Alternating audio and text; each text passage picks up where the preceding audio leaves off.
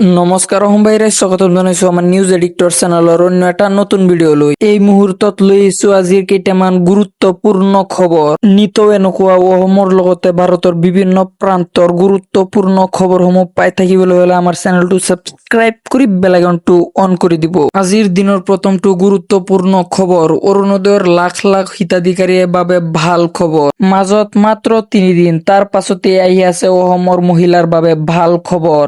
ৰাজ্যৰ মহিলাসকলৰ বাবে ডাঙৰ খবৰ। ৰাজ্যৰ মহিলাসকল সাজু হওক 10 মাৰ্চলৈ। 10 মাৰ্চত ৰাজ্যৰ মহিলাসকলে লাভ কৰিব 9,000কৈ টকা। ৰাজ্যৰ মহিলাসকলৰ বাবে ভাল খবৰ। অৰুণোদয় হিতাধিকাৰীলৈ বিহুৰ উপহাৰ ৰাজ্যৰ চৰকাৰৰ। এই বৃহৎ ঘোষণা ডক্টৰ হিমন্ত বিশ্ব শৰ্মাৰ। দিবলৈ ওলাইছো আজিৰ দ্বিতীয়টো ডাঙৰ খবৰ। আপোনালোকে ভিডিঅ'টো স্কিপ নকৰাকৈ চাই থাকক। চৰকাৰী পকী ঘৰৰ তালিকাত সুমুৱাইছে বহু ভুৱা হিতাধিকাৰীৰ নাম। কেঁচা ঘৰ থাকিলেহে পাব পকী ঘৰ। জীৱিকা সখীয়ে পঞ্চায়ত, গ্ৰাম উন্নয়ন বিভাগক বিহু দেখুৱাইছে।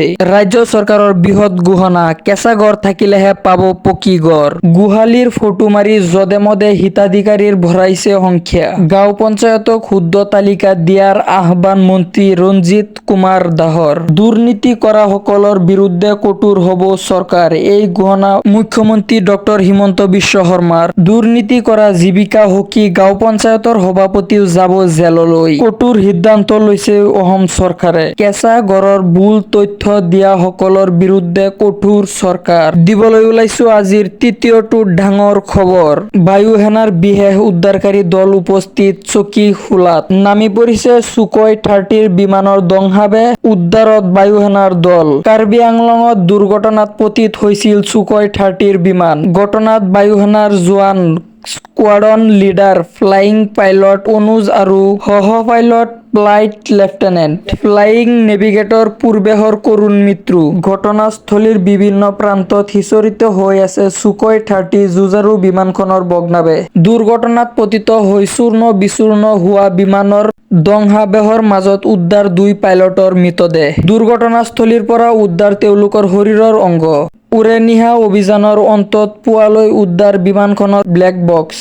বৰ্তমানো বায়ু সেনাৰ বিশেষ উদ্ধাৰকাৰী দলে চলাইছে উদ্ধাৰ অভিযান। বহু অত্যাধুনিক সা সৰঞ্জামসহ কালাপাহাৰত বায়ু সেনাৰ অভিযান।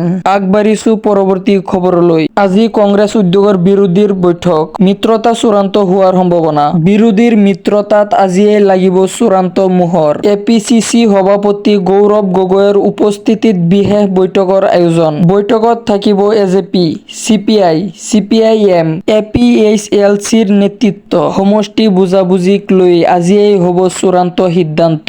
বৈঠকৰ পাছতে কংগ্ৰেছে ঘোষণা কৰিব দ্বিতীয়খন প্ৰাৰ্থীৰ তালিকা। ৰাইজৰ দল অবিহনেই মিত্ৰতা হোৱাৰ সম্ভাৱনা। দিবলৈ ওলাইছো আজিৰ অন্তিম তথা শেহৰটো খবৰ। বিধানসভাত নিৰ্বাচনত পবিত্ৰ মাৰ্ঘেৰিটাই প্ৰতিদ্বন্দ্বিতা কৰাৰ প্ৰস্তাৱ বিজেপিয়ে লোৱা নাই।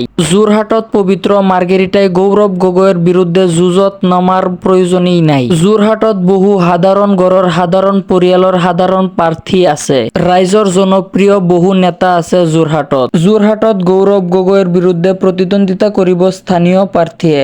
বিধানসভা নিৰ্বাচনত যোৰহাট সমষ্টিৰ বিজেপি প্ৰাৰ্থীয়ে সন্দৰ্ভত মুখ্যমন্ত্ৰীৰ ডাঙৰ ঘোষণা। তো অসমবাসী ৰাইজ, এইখিনি আছিল আজিৰ ভিডিঅ'। যদি ভিডিঅ'টো আপোনালোকে ভাল পালে তেনেহ'লে লাইক এটা কৰি দিব আৰু আমাৰ চেনেল নতুন হ'লে চেনেলটো ছাবস্ক্ৰাইব কৰি বেল আইকনটো অন কৰি দিব। ধন্যবাদ।